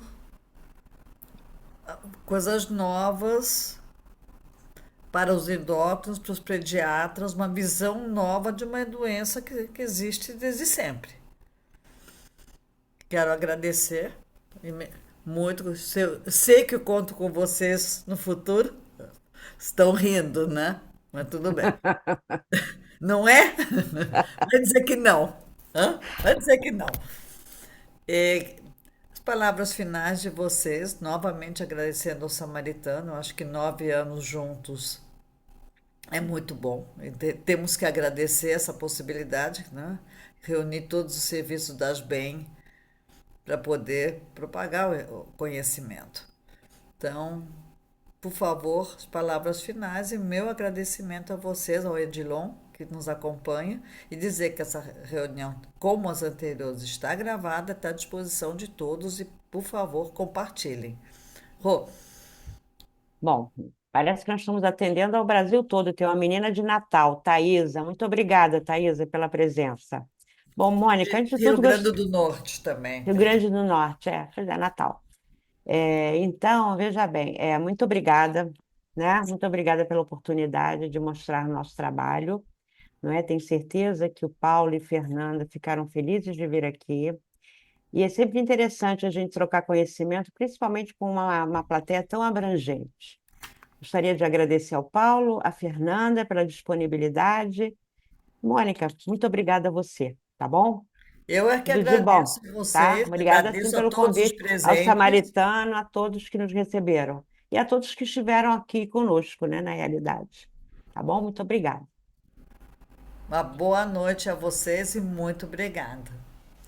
E convido vocês para a próxima reunião, que vai ser no dia 3 de junho. Nosso tema será Congresso Mundial de Osteoporose 2026, o que de aplicar na prática da endocrinologia. Gente, tem bastante novidade.